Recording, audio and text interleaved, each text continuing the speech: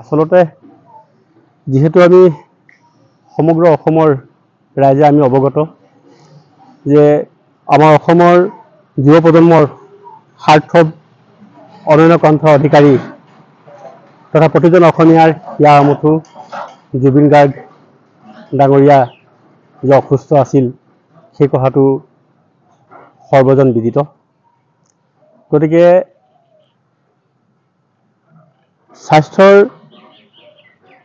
সুস্বাস্থ্য নথকাকে ছিংগাপুৰত অনুষ্ঠিত নৰ্থ ইষ্ট ফেষ্টিভেল নামৰ এটা অনুষ্ঠানত তেখেতে অংশগ্ৰহণ কৰিবলৈ গ'ল। এই বিষয়টো আমি অকণমান সন্দেহৰ আৱৰ্তত আমি ৰাখিব বিচাৰিছোঁ। গতিকে কি পৰিস্থিতিত বা কি কাৰণে তেখেতৰ স্বাস্থ্য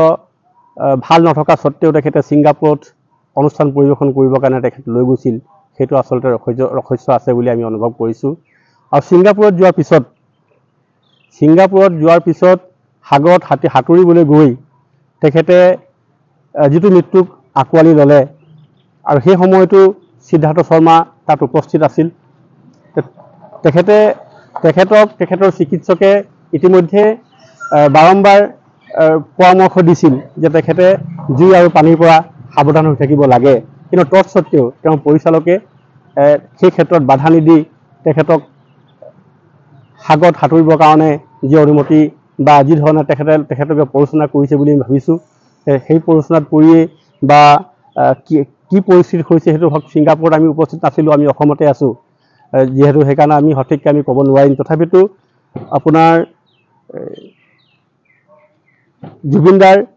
মৃত্যু বাতৰি পোৱাৰ পিছৰ যিখিনি ভিজুৱেল আৰু যিখিনি আমি বাৰ্তা আমি অসমবাসীয়ে পাইছোঁ, সেই বাৰ্তা আৰু সেই ভিজুৱেলখিনিৰ ওপৰত ভিত্তি কৰি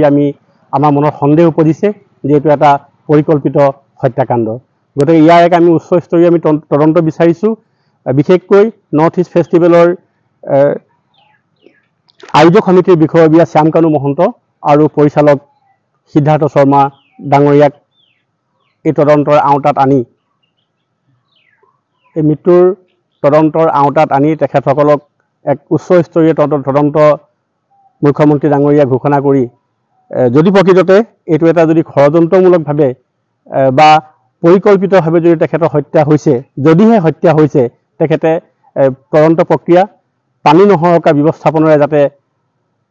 সামৰি মাৰি দোষীক বিহিত ব্যৱস্থা যাতে গ্ৰহণ কৰিব পাৰে, তাৰ প্ৰতি আমি মুখ্যমন্ত্ৰী ডাঙৰীয়াক আমি অনুৰোধ জনাইছোঁ। আৰু ইয়াৰ লগে লগে আমি মাননীয় মুখ্যমন্ত্ৰী ডাঙৰীয়াক আমি ধন্যবাদ দিছোঁ, যিহেতু জুবিনদাৰ যি মৃত্যু, এই মৃত্যুৰ যিটো তদন্ত অসমৰ ৰাইজে যিটো বিচাৰিছে তদন্ত, সেই তদন্ত প্ৰক্ৰিয়া অতি ক্ষিপ্ৰতাৰে কৰিছে বুলি মই এইটো কাৰণেই ক'ব বিচাৰিছোঁ, যিহেতু মই এই এজাহাৰখন যোৱাকালি মই সন্ধিয়া 6:30 দিছোঁ আৰু আজি ৰাতিপুৱা প্ৰায় 11:30মান বজাত CID এটা দল গেলেকী থানাত আহি উপস্থিত হ'ল আৰু তদন্তৰ ক্ষেত্ৰত এয়া ভাজনৰ পৰা এটা ষ্টেটমেণ্ট তেখেতে লৈছে আৰু খুব খৰতকীয়া ব্যৱস্থাপনাৰে তেওঁলোকে ইয়াৰ তদন্ত কৰিব বুলি আমাক এটা আশ্বাস প্ৰদান কৰি গৈছে। গতিকে সেই ক্ষেত্ৰত গৃহ বিভাগৰ দায়িত্বত থকা মুখ্যমন্ত্ৰী ডাঙৰীয়াক আমি ধন্যবাদ জনাইছোঁ আৰু আশা ৰাখিম আগন্তুক দিনত যাতে জুবিনদাৰ এগৰাকী অনুৰাগী হিচাপে আমি এটা কথাই ক'ম যে জুবিনদাৰ এই মৃত্যুৰ যিটো তদন্ত, এই তদন্তটো আৰু অধিক ক্ষিপ্ৰতাৰে এক উচ্চ স্তৰীয়ভাৱে তদন্ত কৰি যাতে অসমৰ ৰাইজক বা জুবিনদাৰ পৰিয়ালক যাতে এক ন্যায় প্ৰদান কৰিব পাৰে, সেয়াকে আমি